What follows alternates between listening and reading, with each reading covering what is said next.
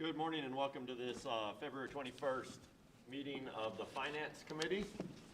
Thank you for all of the board members in attendance. That's always great when we all get together. Oh, sorry. I'm saying the not February 21st, that's next meeting. January 24th meeting, look at me. I'm just trying to cut a month out of the year.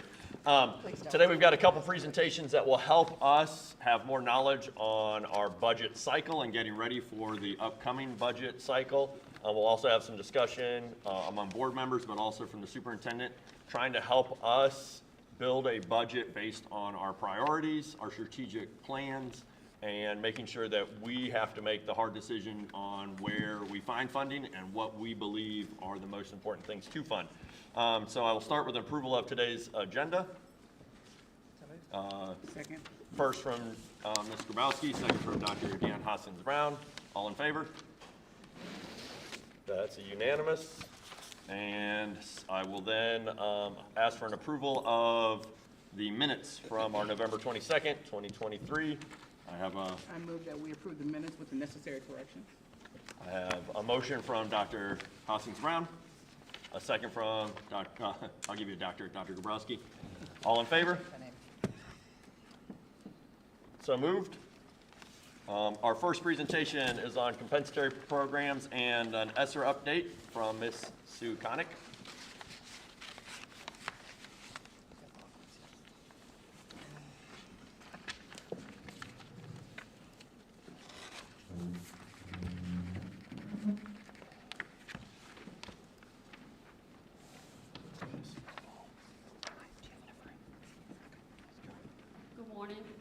Superintendent Dr. Watts, Board President Mr. Moss, and board members, thank you for having me here today.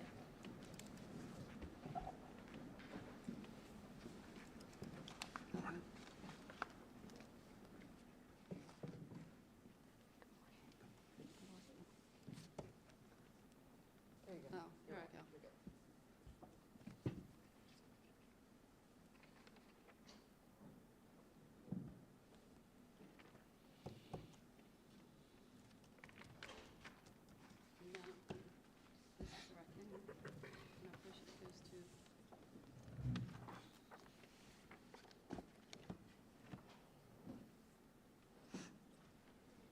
Mr. Mazo, is this the clicker? Yes, it is. There you go. Okay. Sorry, we hit the wrong button. Which button am I? You gotta mash it. Okay. Good morning. Morning. Sorry. You're fine. Wasn't bad enough. I was just stuck in traffic. I'm nervous from that. Now You're good, you're good. All right, so today I will be talking to y'all about the ESSER spending updates. We will discuss what the plan is for the remaining American Rescue Plan funds. And I was also asked to discuss how we do our Title I allocations. So currently, these are the grants that we manage in compensatory programs. The grants that we have every year are the Title I, School Improvement, Title IV, Part B, which is 21st Century, Title III, an Immigrant, Title IV, Part A, which is the Student Success Grant, Homeless, McKinney-Vento, Neglected and Delinquent. We have the Division of Family and Children's Services, which does the PREP program, which is Personal Responsibility and Education Program, and Residential Treatment. Success Grant, they have, since the ESSER funding has come out, there's been two times that the district has applied for the Success Grant, and we have been awarded the highest amount each time when we've applied for the grant. And then our COVID relief grants, most of them are closed at this time. We have closed CARES 1, the school nurse, the CARES Act ESSER reserves, the equitable services, CARES 2, the American Rescue Plan is still open. The American Rescue Plan for Homeless is open, and the American Rescue Plan opportunity grants are still active. And the opportunity grants were ones that schools had to apply for individually.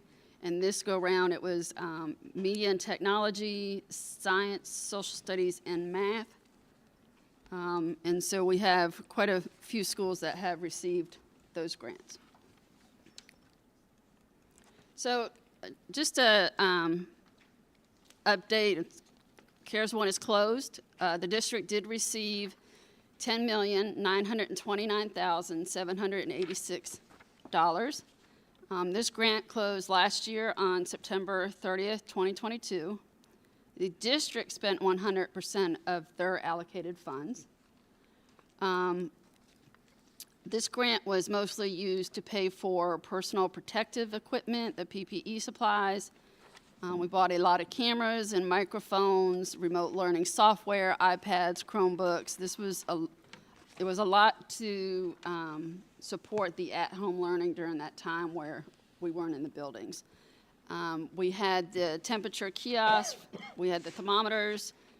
School nutrition had purchased the prepackaged meals, the cooler bags so they could deliver the meals on the buses, and the pre-wrapped utensils for the meal delivery.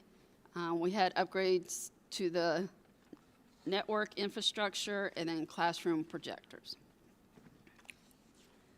So for CARES 2, the district received $44,088,599. This grant closed on September 30th, 2022. It is 100% spent, and the completion report has been submitted to Goodell. So, using CARES 2 funds in the district, we had learning loss software. We have provided summer programs for the last 2 years? 2 years? 3? Thank you. 3 years. We purchased Studies Weekly, the document-based questions, which is DBQ, math kits, Wilson Learning Materials. We're still purchasing PPE supplies, prepackaged meals, steel and utensils, interactive boards, like the one in front of you right now, or those that have been mounted to the walls, Chromebooks, staff laptops. We purchased a low-touch fuel system and two-way radios for transportation. The low-touch fuel system is really neat. There's less that the bus drivers have to do to enter, plus it will tell them all the information about the bus when they put the gas thing in to fill up the tank. It will tell them what their mileage is and all that. So it's really good software. The two-way radios are were needed because there are a lot of places in Chatham County that the bus drivers were going and the radios were not going into those areas. So the two-way radios were purchased. Operation Ignite and compensatory services were used by the district for our special needs students. We had a summer teacher conference this past summer where there were books purchased, speakers, supplies, and every staff member that attended got supplemental pay since it was not on their regular work calendar. We paid for summer curriculum writing for both elementary, middle, and high, and COVID testing. So the American Rescue Plan, APR, we received $99,088,044.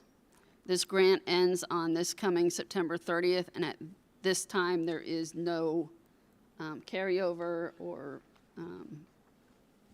it's got to be spent by that day.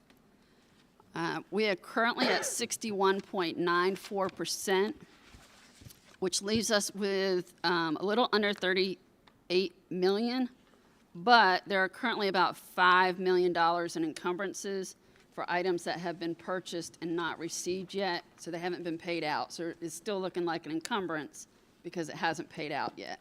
There's some Wilson math kits that we spent, I think, over $1 million on that are just starting to arrive this week, and those were custom kits.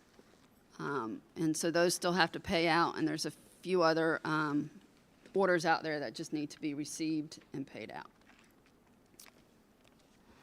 So with the American Rescue Plan so far, we have paid for the Wellness Center and the wellness counselors. There are current positions right now that are being paid for or have been paid for in the past, which is the Dean of Students. There are some assistant principals, some technology support staff, contact tracing assistants, learning specialist. We do have an ARP purchasing agent, and there was an ARP clerk, but she has resigned to take another job. Instructional software has been purchased, which is iReady, Nearpod, Illuminate, Amira, and LightSail. We will have summer program again this summer, which will, or what we have paid for in the past, which was staff, transportation, and supplies, and we will do it again this summer. There have been incentives for the vaccination, retention, school nutrition employees, transportation, and I believe custodians too, which we don't have on there. The math manipulatives are there. We're still purchasing PPE supplies for the district. That's Lysol, disinfecting wipes, sanitizing supplies, trash bags, interactive boards, Chromebooks, and staff laptops, and COVID testing. So you're thinking in your head, okay, we have a lot of money left. What's the plan for those funds? So the remaining American Rescue Plan funds will be used to continue paying for those ARP-funded positions. There will be a summer program this summer, so that will be staff, supplies, and transportation for that program. There's still supplemental incentives for custodians, bus drivers, and nutrition staff. We still have the water cooler rentals since we no longer have the water fountains in the schools. There's contracted tutorial student services for students with individualized learning plans. Purchasing of more software. There's the interactive boards for classroom instruction, Chromebooks, staff laptops, and device repairs as needed. There will be, last year we had the teacher summer conference, and this year there will be a teacher summer conference, but then also we were informed that there also would like to be a leaders summer conference for our leaders in the district. Again, still purchasing the PPE supplies and COVID testing. So on to Title I, which was our main focus before all this other money came about. Title I this year, we have $18,441,924. We have not received our carryover allocation at this time. Again, the state is a little bit behind on getting us those numbers. There are required set-asides that we have to take out before we provide any allocations to the school site. So we have to take out 1% of the money for family engagement. Of that 1%, 90% of that has to go to the schools, at least 90%. We usually do a little bit more, just how we do the math. The calculation for the family engagement funds changed this year where it needs to be, everybody can't get the same amount. So we set it up, there were 5 different options. We used 2 of them.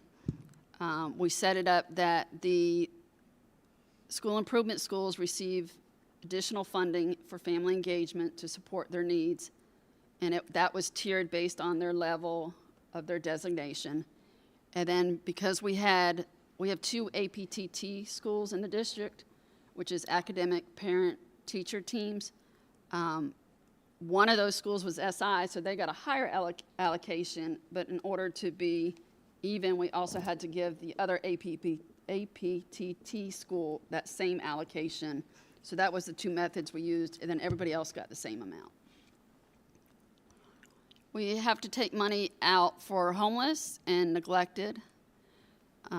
So the districts in Georgia are allocated funds from the state based on the district's poverty percentages from the October 2022 FTE count. So the numbers that informed this year's allocation were off of the October 22 numbers. And the district as a whole was 71.3% for this year, and I believe we've went up a little bit from that for our FY25 funding. Is that the percentage of students in poverty? Yes, percent of its students that receive free or reduced lunch, Okay. yes. You skipped over equitable services for private schools. Oh, I'm sorry. Yes, thank you. Equitable services for private schools. We are, and sometimes that's what kind of holds up getting our money is because we get sent a worksheet, and the worksheet is based on we have to do a survey with the kids at the private schools that request Title I funding. And through that survey, we can determine whether or not they are below the poverty line. And so the students that are below the poverty line that live in a Title I school zone are ones that will receive funds for that private school. And so their funding comes out the top before we do anything with our district. And that's requirement. We can't say we don't want to do that. Any other questions on that? You want to? Could you dwell on how, although that percentage comes, is based on the students in poverty that attend private schools, but once those funds have been allocated, all students can be served, that depending upon the rank order? They can, depending on the rank order, if they live in a Title I school zone. So John Smith might be below the poverty line, so he got ABC private school funding, but when they do the rank order of all those kids that live in that school zone, John Smith is way at top. He doesn't need services, but this child down here, Jane Doe, that lives in a Title I school zone but didn't get the funding, could receive the services. So there's a lot of work behind the scenes that has to go into that, and which I think is why some of the private schools in the area don't request funds, or it's just that they know that they don't have that many students that it would make a huge impact with the funding that they would get. Could you tell me the household income that, yeah, I know, it's a hard one. I want to say That it would was, do reduced? I think it was below 18,000. For free or reduced, or? Is there Well, a with their difference? poverty, they just have to, there's a couple questions they have to answer, and if they answer yes to every question, then we don't look at, because the private schools don't do free and reduced lunch meal applications, so that's not really, we can't determine it that way. Yeah, that's fine. I was just trying to figure out, like, that 71% that's free and reduced lunch. what Within that our fa- district, not the in our private district, schools. what that family income looks like. and It's, I believe 18,000 is the lowest, but then it goes up depending on how many people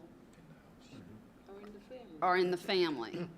Okay, Yeah, and how many have income coming in. thank you. So our allocations currently right now for the district for Title I, funds are allocated in rank order based on the school's poverty percentages. So we have to serve it in rank order. So we can't give, a school that's at 65% can't get a higher PP student per pupil allocation than a school that's at 90%. So we have to serve them in rank order. By law, we have to serve the schools down to 75%. Before I came into my position now, it was agreed upon or decided or discussed that our district will do K-8 schools. So it's elementary, K-8, and middle schools down to 65%, and then grades 9 through 12 down to 75, to only 70%. So school poverty percentages for next year will be affected by the rezoning. And because we can't determine those poverty percentages until we receive the data of where everyone is going, it's hard to give some schools their allocations. And there are a couple schools that right now that are currently Title I that are not Title I based on their percentage that will count for FY25. But with rezoning, I think they'll pick up enough students to stay Title I, and then we have a couple other schools that are just barely hitting the mark, that if they lose some of certain areas, they may not be Title I next year. So, you know, it's hard to give allocations because I don't want a principal to hire 4 teachers and then find out that they're not going to be Title I, and now we have to figure out where those 4 teachers are going. And the hard thing about this rezoning is where Jane Doe is in 5th grade, because in 5th grade, when the October 2023 FTE count was done, Jane Doe was at, I'll say Pulaski. I don't need to know where let me say Largo. I don't need to know where Jane Doe will be in 6th grade. I need to know where Jane Doe would be in 5th grade with the rezoning. Because her money that got counted for that school will have to stay with her and follow her to whatever school she would have been in 5th grade, even though she's going into 6th grade. So it's a lot of work. Thank God for Excel sheets, because that kind of helps some.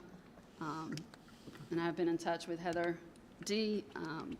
About the information that I need. And usually we have to do 1 or 2 schools every year, but will be a massive undertaking. Yes, ma'am? Who determines the grade, can you hear me?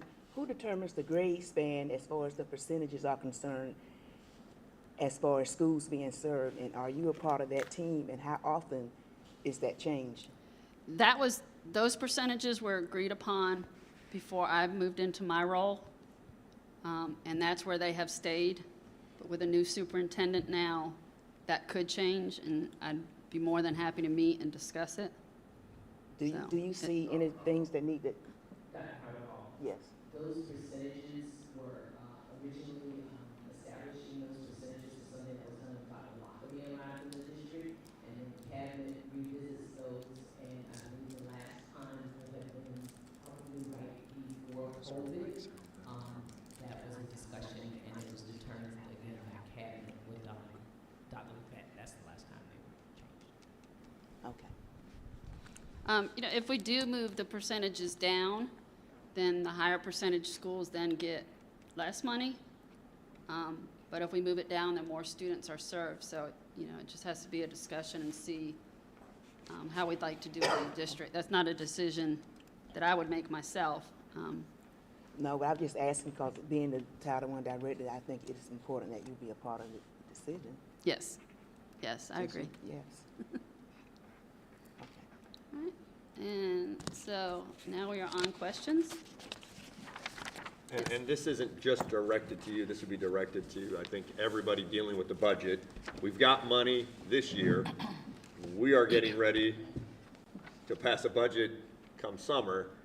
This money won't be around for that budget when we pass it. So what from, and this doesn't have to be answered now, but what from American Rescue Plan that we've got here and what from CARES 2 that we have here does the district value as a value added to our classrooms, our teachers, our leaders, our students, our community, and what is the price point on each one of those so that we can be presented that before we sit down to vote on a budget, so that we don't sunset everything we did here, because some of it's got to be good.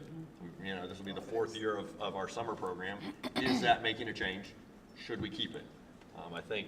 So I can respond go. to that. As a cabinet, probably beginning in October, we started the stop, start, continue list, looking specifically at ESSER dollars and what needed to, exactly what I said, stop, start, continue. We will be revisiting that as cabinet submits their program improvement suggestions. I'll be having one-on-one budget conferences with them to determine the same thing, stop, start, continue. What I will say is most difficult in making some of these decisions is we do not always have a good measure of return on investment. And so as a staff, we will be trained and have metrics established beforehand so that when we're trying to determine what to stop, start, or continue, there's actually something quantitative to help us make those decisions. But right now, it's largely anecdotal and qualitative. And of course, it's hard because it's not just one thing that impacts student outcomes. So it's very hard to extrapolate a program and say that program caused this result in student achievement. So it's a complicated discussion, but we are in the midst of it as we speak. And I know for my department, the last time I presented, I had the McKinney-Vento ladies with me. And because the ARP homeless will be out in September, there is a position that's funded through there that has made a huge impact on our McKinney-Vento families. To the point is when we got back from Christmas break, they had a huge coat drive and were able to provide kids, children, babies, and adults with warm jackets when the weather was getting really cold. And they're just always communicating with different community organizations. And they just did a presentation about a week ago where we had some community organizations present to some of our counselors and our family engagement people, and just gave them some really valuable resources that they could use at their sites for our homeless families. Yes, and I would just ask, this year it might be all anecdotal, you know, and we're working towards metrics, but I think most of us on the board would like to have a list of, here's this, here's what the person that runs that thinks is the impact We have right it. now. We Yeah, have that. Yeah, We so have that it. would, great, Yes, great. So we when we have get it. towards getting closer to the budget, we can sit down and be like, if you had to rank them, we can sit down and go, this is what we rank, and if they line up, and we've got to cut some, we got to keep some. I think those are the type of decisions that we want to make in the budget process. I hope I'm not misspeaking for other board members. Please tell me to hush if I'm not. So, Ms. Hall? First of all, I'm so happy to see that we spent all the money we had. That there wasn't a case where, you know, we were found to be short and had to give money back or whatever. Secondly, I'm wondering, do all of our schools who are Title I schools tend to follow the same thrust of this is what needs improvement, or is it kind of willy-nilly, or because I'm here, my needs are very different from what's over here? Is there some consistency so that we can look and see, well, what has really had a big impact, rather than every school doing something, you know, I need EIP teachers, well, no, I don't need those, I need, you know, is there some consistency? to it? I will say the majority of schools spend the majority of their money on staffing with Okay. academic coaches and class size reduction teachers. Okay. And of course, some family engagement personnel being the top part of where our budget is spent. And then from there, the rest of it is a site-based decision, but it should be based on sometime in April, May, June, or July, depending on when they can have their meeting. Every school should be reviewing or completing their needs assessment, and then using that needs assessment to update, refine, or totally change their school improvement plan. And then everything that's in their budget should be supporting the action steps that they have to meet those goals in their SIPs. From just talking to a lot of principals, I think academic coaches right now are a great investment. And I know the Which class means size. they feel they're effective. So academic ma'am. coaches are effective. Yes, They're not just fluff. But even our high schools, you know, they'll have 2 or 3 so that they can be subject specific, which I know is helpful. Ms. Grabowski? Thank you very much for the presentation. Echo, you know, Dr. Bremen's comments, so glad we'll get to see that list. On your remaining rescue plan funds, you covered a number of things. Are those beyond the $5 million that's already encumbered? Yes, Or that's included, so that's above and beyond that $5 million? So Yes. that's extra $32 million. approximately about 32, Okay. 33 million. Okay. And I have another question, and this can be, I'm just curious, and this, I can follow up with Ms. Miller-Kegler, but you said that we're renting our water coolers? Why didn't we purchase them? I'm not sure. Oh. Okay, You're correct, we were renting them initially, but we want to move into purchasing them. We Okay. do have some requests for us to move back to a water fountain. So we're investigating what's going to be in our best interest, and we've been discussing that with Mr. Jackson, that we could use some of those funds for that. And while we're still using some of those water bottle fillers, what we're also doing is making sure that there's an ample supply of water bottles in the schools for the students, because what we're experiencing, some kids come to school without the water bottles. We have business partners, we have plenty in the warehouse that have not been requested. So what we're doing is we're pushing them down to the schools. And we've actually replenished, and each school will get a minimum of 3 for each student because we have enough that we've been able to secure from our business partners. And schools get busy, we recognize that. So it's going to become a part of our list that we maintain in the warehouse, and they'll be pushed down to them. So if Vanessa comes to school without her water bottle, we have one available for her.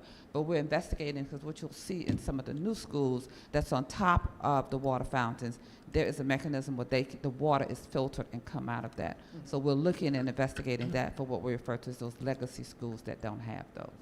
Because we want to get back to water fountains at some point versus the fillers. We're doing an analysis based on what it has cost us to rent them, because that's a little concerning, versus us going ahead and leasing them. Okay, and I would love to have some additional conversation with Certainly. you about that offline. So we're looking at kind of what's out there in the marketplace, to be able, because we don't know when we'll be faced with this again. Are we completely over COVID? The answer to that question is no. So we need to have something that's going to be able to meet our needs. Dr. Howard. Are there any Title I vacancies? When I say that, I'm talking about all of the schools within the district, because I know that many times there are, and then towards the end of the year, decisions have to be made as to how to expend those funds, so. do you have- Decisions need to be made now. That's been our issue. I think during the COVID period, the meeting, the 85% was waived for a few years, but the issue there, and the state realized it was supply chain issues. So there was a lot of technology out there that just wasn't going to be delivered in time, printers that weren't going to be delivered in time. So there was some issues there, but now what we've run into the last 2 years in meeting that 85%, which we met at this year, are the vacancies. And some of our higher percentage schools have the higher amount of vacancies. So if they're up in that 80 to 100% free or reduced lunch, those schools are usually the ones that have more vacancies. And that becomes the issue. But now, because we're going into carry forward money time, that now the program specialists are working with the principals and their leadership teams on what they can do. If they have not hired that 5th grade teacher, then we need to look at that salary that has not been spent, and those funds need to be reallocated, and so we can make that change in the consolidated application when we go in to put in carry forward budgets. But that needs to be, that's being discussed now, because we can't wait till June and then do a $80,000 supply order. That's just not using funds responsibly. And I know that the ARP positions, the end date for that is September 30th, September 3rd. 2024. So what's the contingency plans for those employees that were funded? That, that's out of my hands discussion. I know Ms. Ball Oliver was meeting with Mr. Jackson to discuss some of that, and I'm sure her team. But where they go, I wouldn't know. I'm just taking care of them now while they're under me. But I think that would go back to what Dr. Watts was saying about need, I'm sorry, was it need, red light, green light, and Stop, start, Stop, continue. thank you. I had the colors, I didn't have the words. But that would go back to that, of what are those positions that the district needs to keep or wants to keep, as opposed to which ones we could That's do the without. answer. I know we have some of the positions that were in ARP, we have moved into Title IV funding in order to be able to still continue with those positions next year. So that has happened. And one last question about the schools that are high poverty and low achieving. Those are the schools where you see a lot of vacancies. So have you all maybe considered stipends for training for those teachers? Maybe that can be some type of incentive. I know we don't do bonuses or anything like that. But if there's a need, apparently there needs to be professional development. And if there needs to be professional development, perhaps those teachers can receive stipends for the training.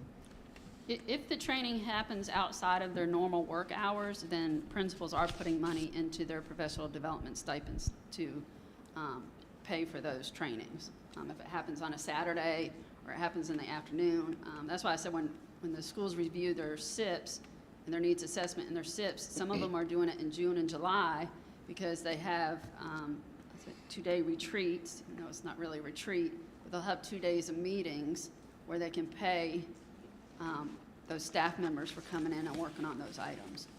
We probably, as a district, well, I can confidently say we need to do more of an analysis on retention versus turnover to figure out what the root cause is. It could very well be professional development. However, I would argue that teacher burnout, this is where you begin to see a confluence of different things.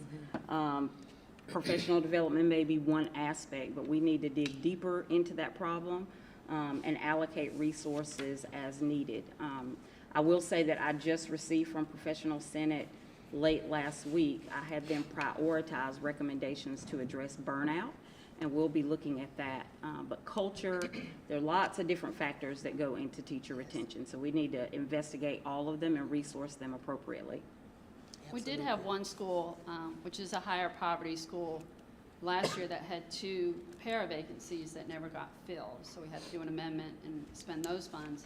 So this year we sat down with the principal and the program specialist, Ms. Dorsey, and I, and discussed with him getting rid of the 2 paras, and we discussed the different options out there. And so he came after a lot of conversation that a behavior intervention coach would be a useful position to work with the students and their behaviors and help the teachers. But I don't think to this point, has he filled it? Yes, he got it filled. I think it took a couple months, but he got it filled. So at least changing, what they have and not getting filled, there might be a position that they could get filled that would be better suited for the school. Dr. Austin-Ross? Thank you. I would like to go back to the mention of the start-stop list and then other information that we'd be receiving as board members when we look at the overall budget.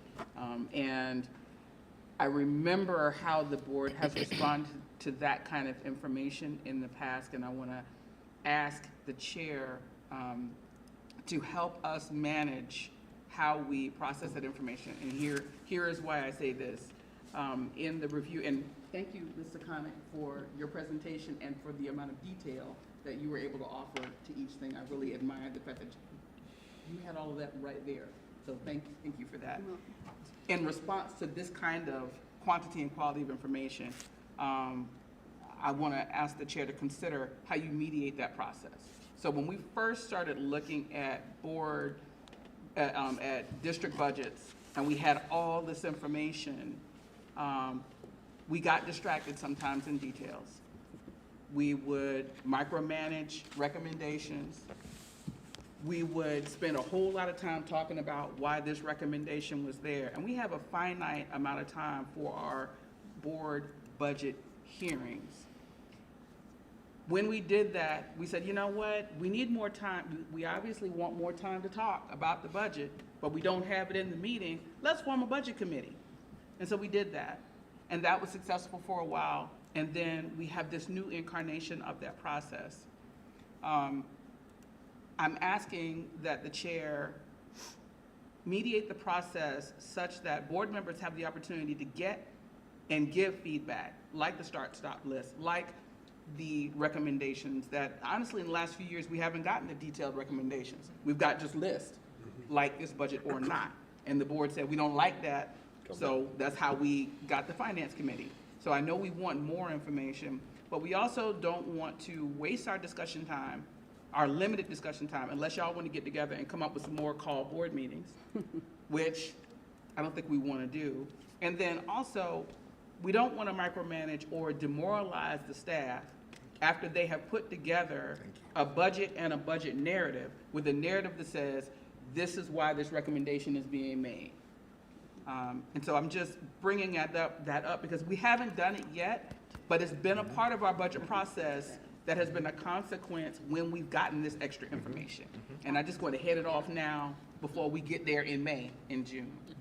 We've been having internal conversation. I don't know if there's a way to skip to the end to where my slides are, because to your point, I began to think about the enormous amount of information around this topic, but then we also have a long-range facilities plan. We also have a strategic plan, all of which are iterative and require board and committee feedback.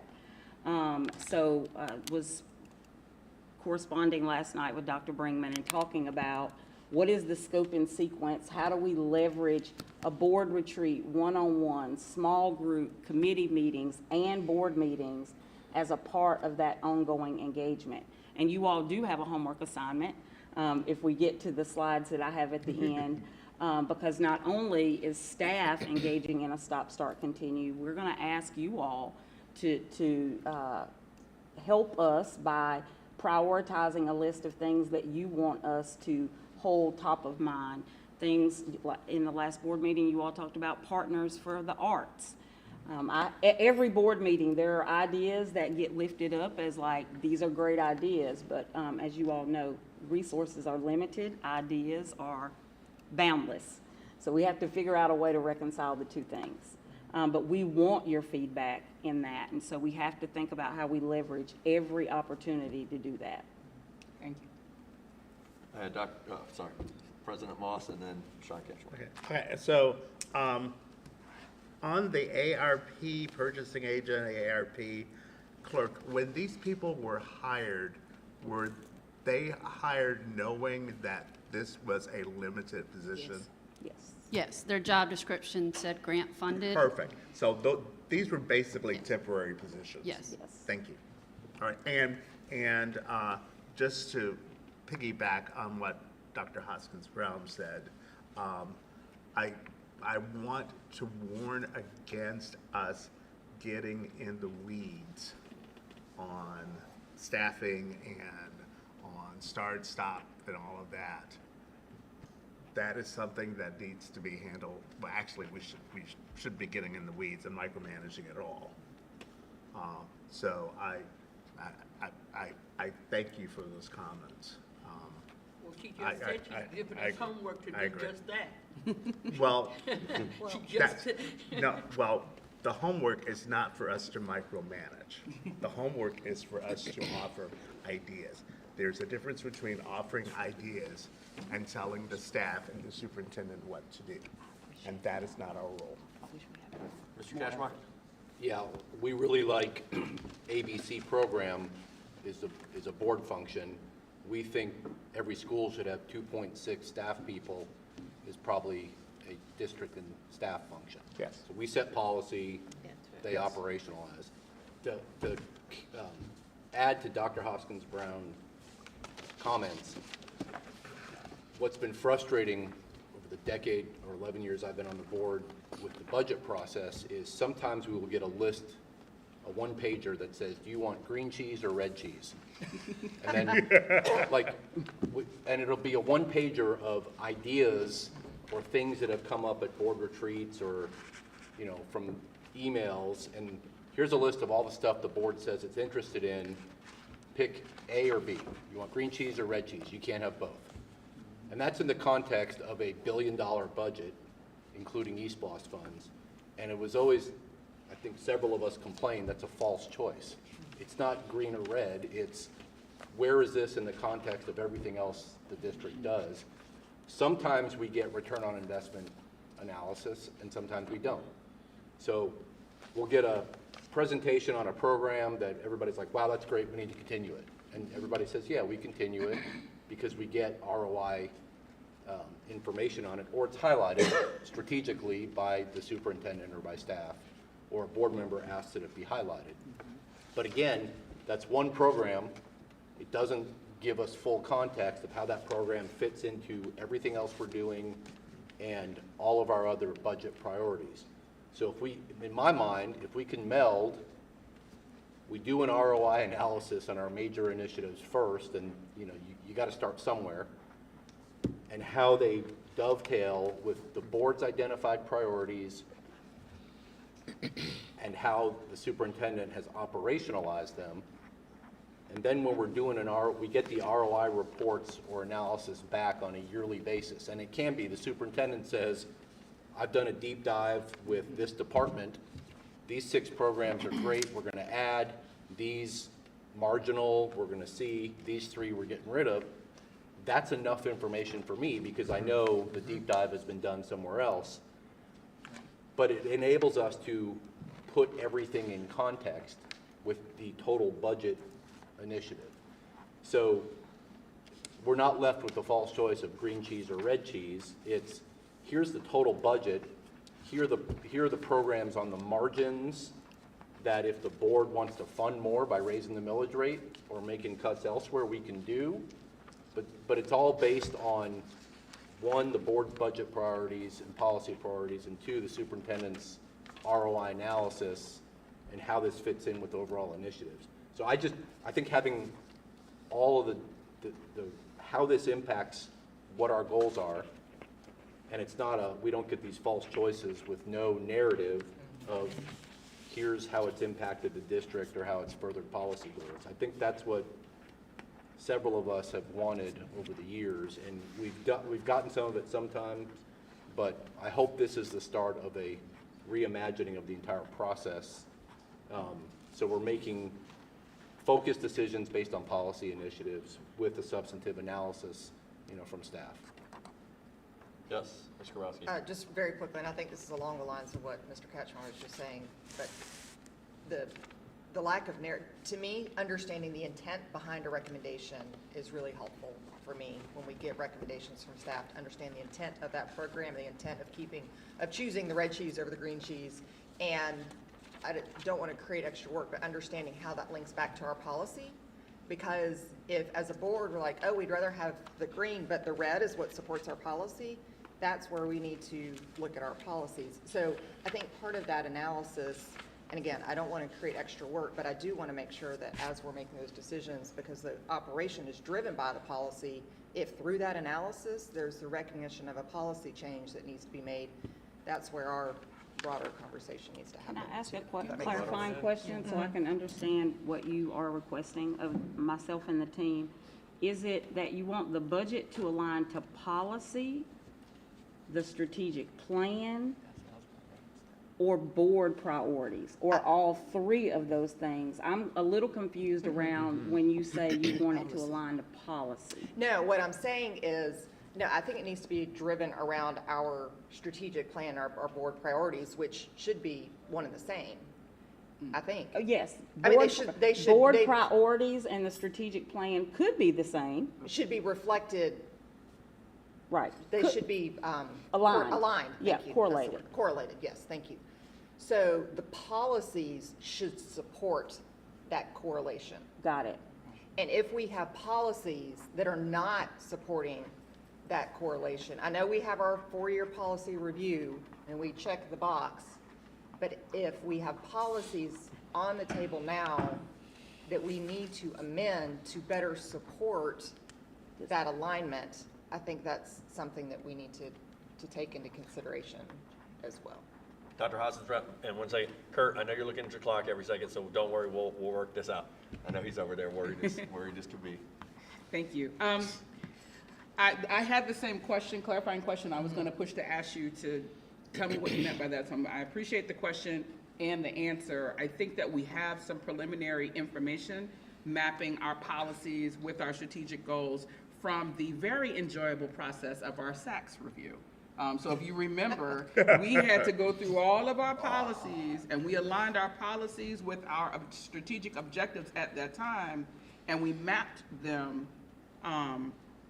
sort of. We kind of had a table where we mapped our strategic plan to the policies that we were reviewing. We did not map 100% of the policies, but we mapped a great deal of the policies to the alignment with good practices. So I think if we dig into that folder, we may have the beginning of a table that has, these are the policies that are aligned with academic achievement. Right. And maybe we can kind of revise that to be a partner document in our budget review process. So when we're looking at academic affairs, we can maybe look at that table and say, okay, if I want to know, because you are motivated, if you are motivated to read all the policies that are aligned with this, to see if that does need some revisiting, that gives you kind of a cliff notes to start that process. Well, and I don't want staff to be limited by a policy that the board set. Like, if you know this is what you need to do, but the policy says you can't do it, then we need to look at the policy. Got it. Yeah, that's maybe a more simple way.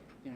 But I'm thinking we can initiate that when we go into, when we go into the finance committee meeting, or when we go into our budget hearing, Like, we all have areas that we know are the areas that we are more intensely interested.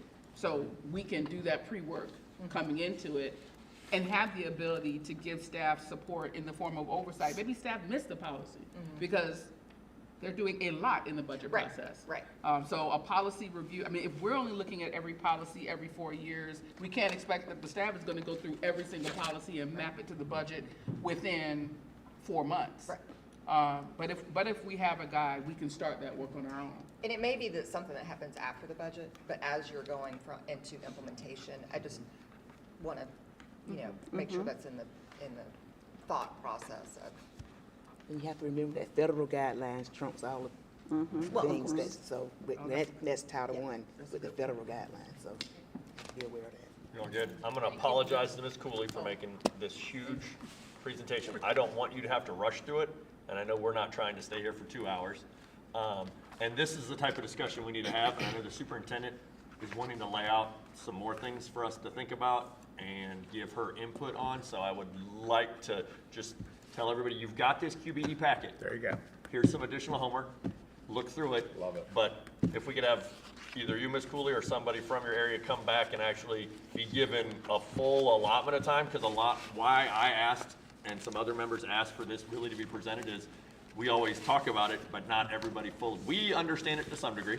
All of us at probably a different level, but this will allow it to be on record for the community to maybe understand and to direct them to a recording of, here's a 30-plus minute long presentation on QBE and how we are funded from the state and how we go on above and beyond that. So I don't want to short that, and I don't want to not get to the superintendent's discussion points, because really what's happening right now is what this committee needs to be doing, and that's speaking what we're thinking so that the district has an idea of where they should be Yes. and how we want the information to get to us, so it's not the one pager of, I don't like red cheese or green cheese, I don't know what cheeses y'all are eating.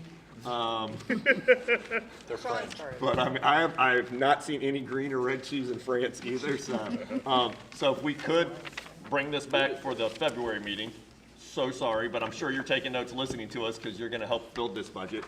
And if we could just jump to Dr. Watts's slides and let her go over that, because I'm sure that's gonna have everybody wanting to say something else. Yes. Thank you. If I could just take 1 second, I'd like to introduce Ms. Janetta Gray-Hosendorf down here. When we took over all this funding, she was probably the first person that, after a few months, the first person that everybody was calling, can I do this, can I do that, can I do this? And she had to tell no to a lot of people, which can't be easy, but she did it very, very well.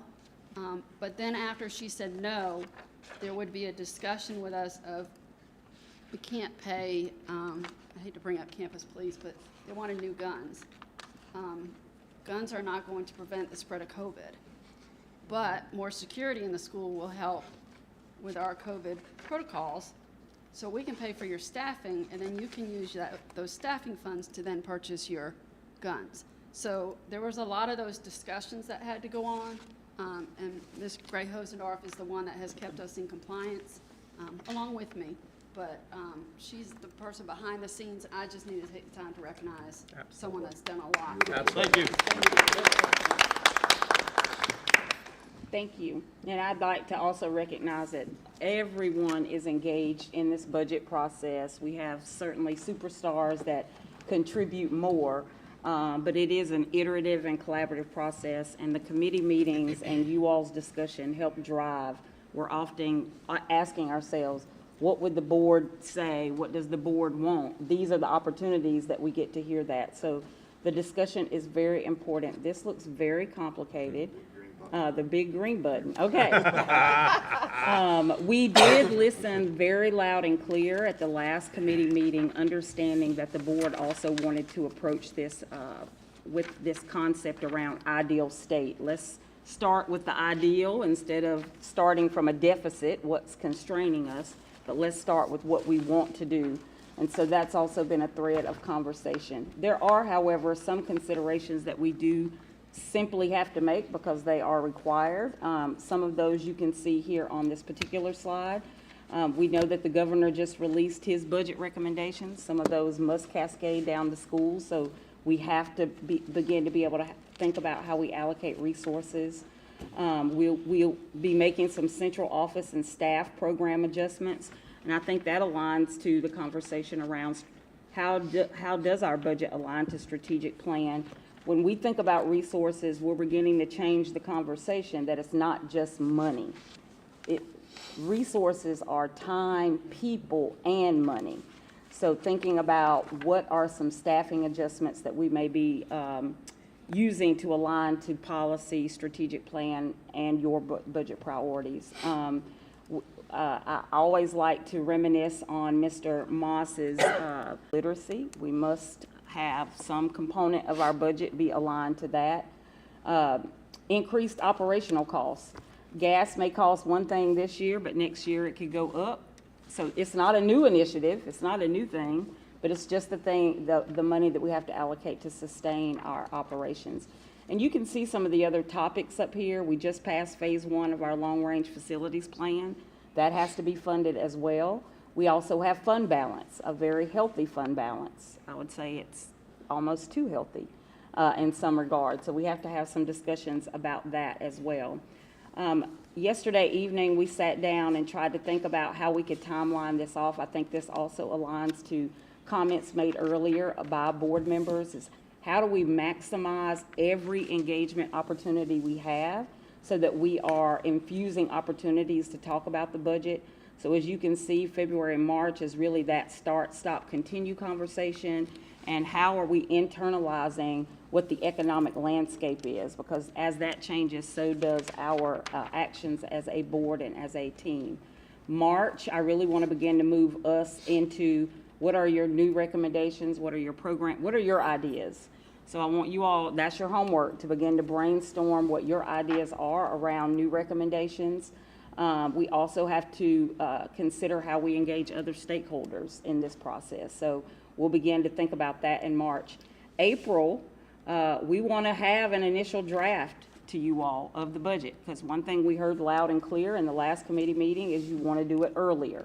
So that's pushing us to backwards map the calendar to a budget draft that you would be able to see and begin to chew on a little bit as it relates to the month of April.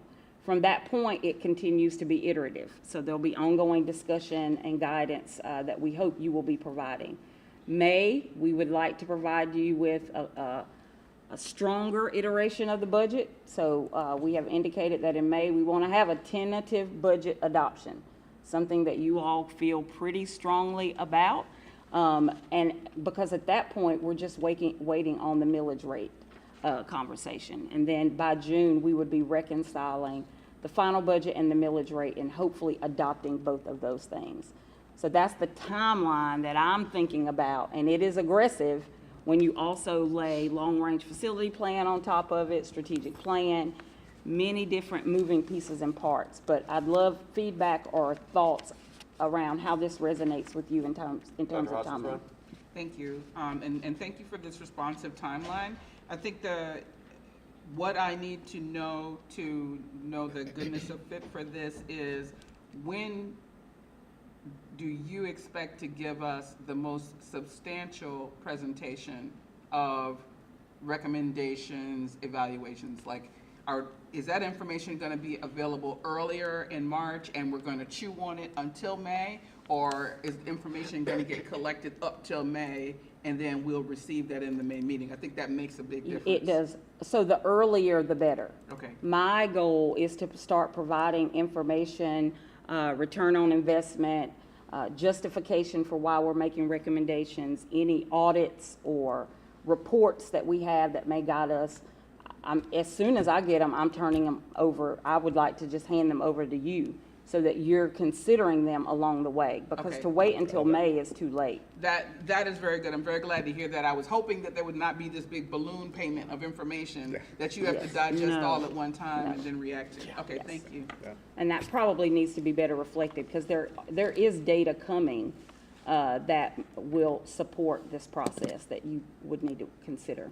Go ahead, Ms. Hall. Can you speak briefly on your bullet concerning compensation adjustments? Which required and optional, what you're. So some of our compensation adjustments will be mandatory if our governor's budget passes, and it includes a raise for teachers. We have to also think about people who are not covered under state funds, very similar to the bonus that was just given, and how do we make sure every employee gets that? So that definitely has to rise to a conversation with the board. Some of them are optional. We're still looking at how we make a compensation value proposition to recruit and retain bus drivers. Those are more discretionary. They're optional choices that as a board we can make. So when I'm thinking about compensation, I'm thinking about what is required that we know we have to do, but what are some options or things that we want to make a priority as it relates to compensation that we want reflected in this budget. So it's both and. Okay, and that's where you want board input on what we feel. Absolutely. Which goes to some of these big questions that I'd love to have some initial dialogue about. Would love to have even more dialogue if we get our retreat scheduled, because that's when we'll have more time to really chew on these questions. But as you all know, because you budget for your own households, this is about choices and trade-offs. It's not Burger King, as I say to teams oftentimes. We don't get to, everybody doesn't get what they want. So if we're doing compensation for bus drivers, it may mean that we can't do something else. So having all of that information is going to be important.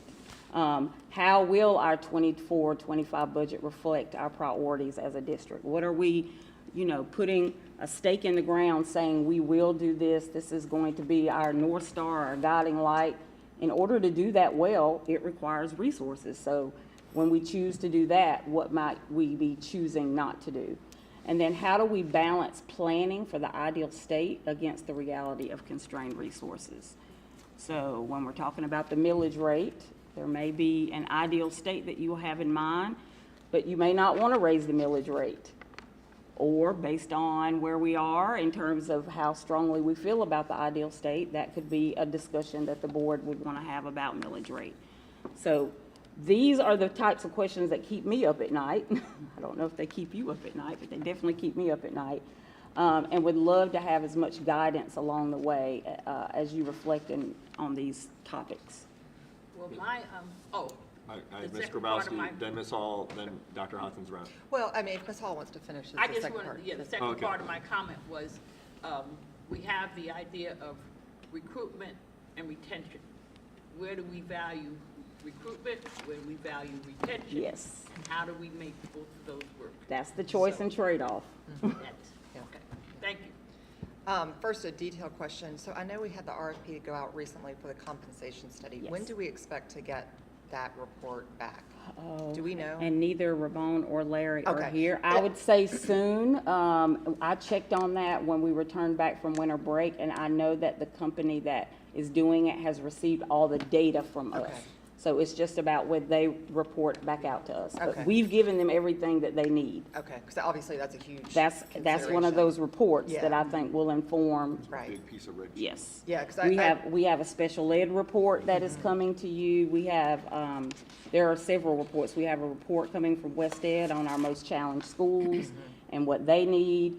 And so again, as soon as I get that information, I want to turn it back over to you because that will inform these conversations. Yeah, absolutely. Because I think that looking at that and complement to the teacher burnout recommendations that Yes. you've gotten from the teacher senate, like looking big picture at how all this data feeds into, I mean, I think that the culture piece is huge. So to me, when we're looking at what choices and trade-offs we make, to me, the improvements that we can make in our culture that will speak to just, I think, holistically to a lot of these challenges. To me, that's where I would really love to see that lens of how do these budget recommendations support improving the culture that improves recruitment, retention, student performance, all the things.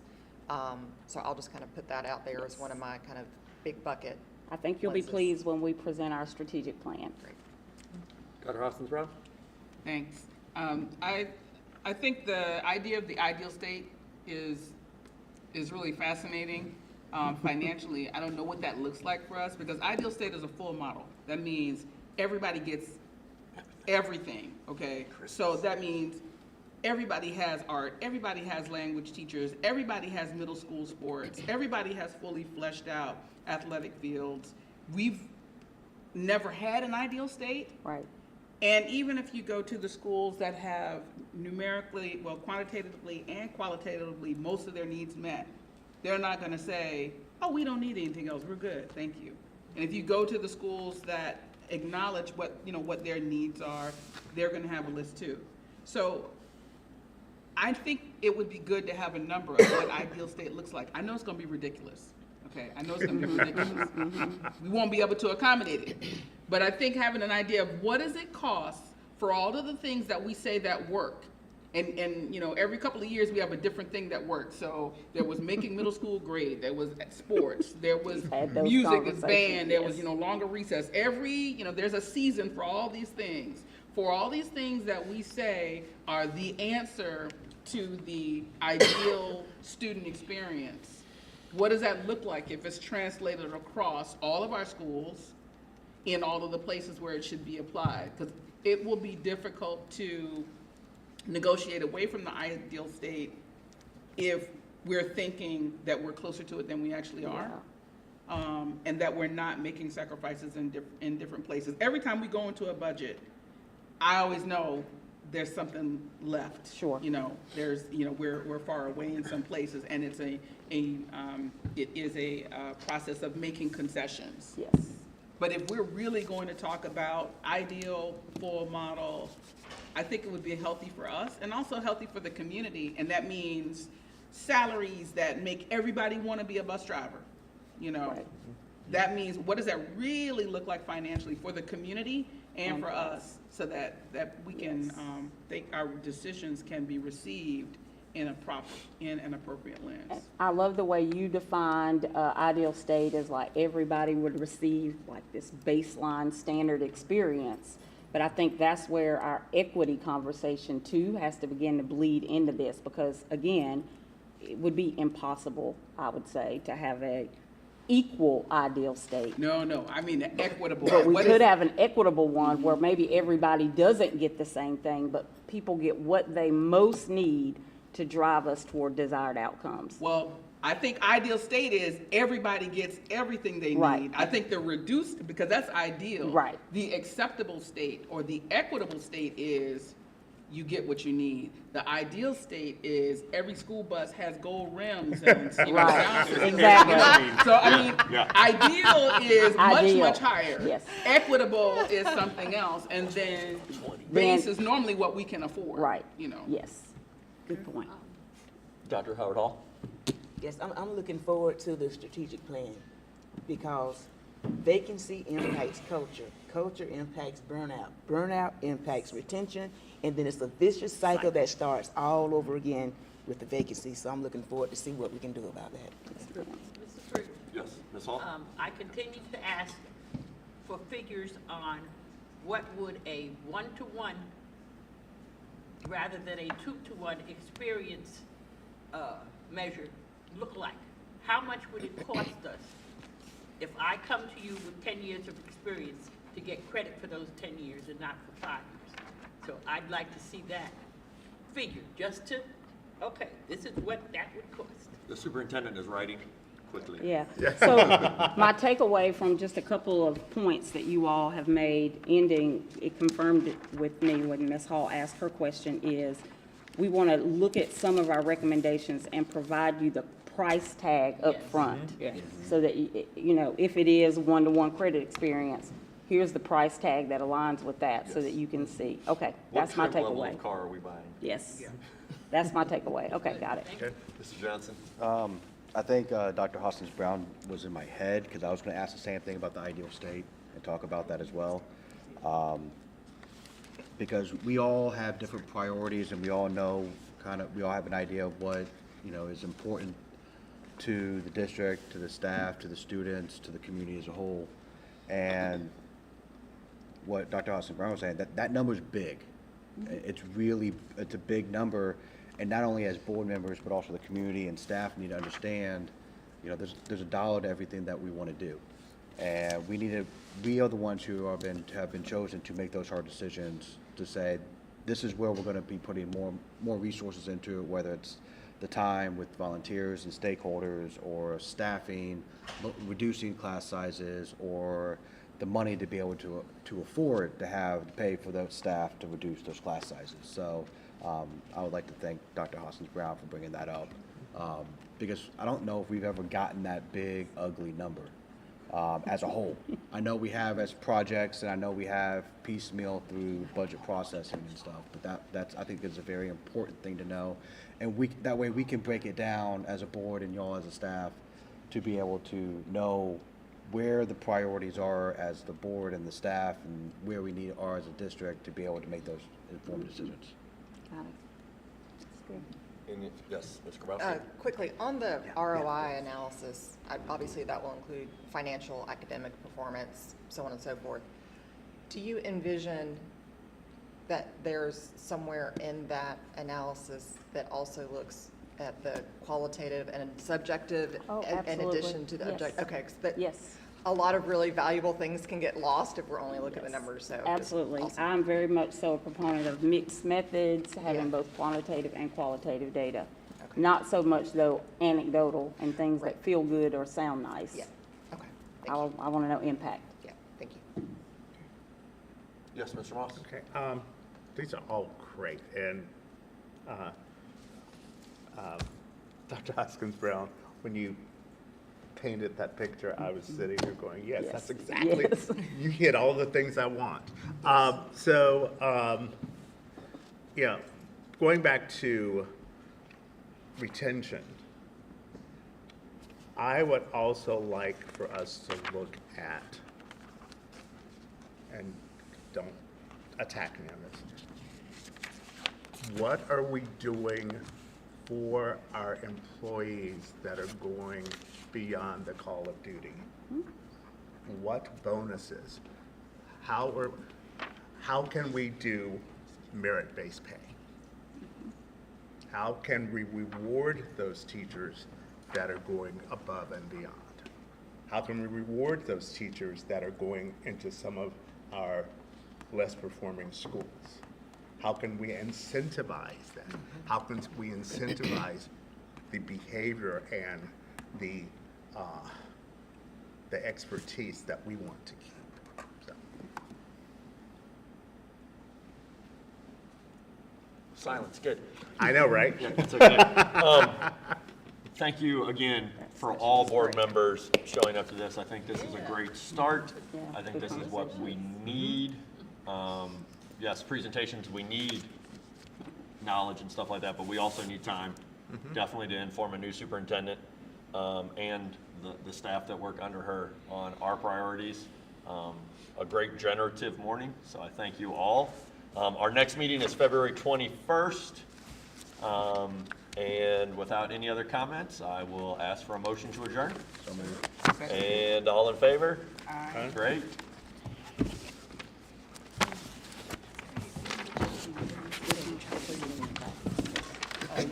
Find the use it.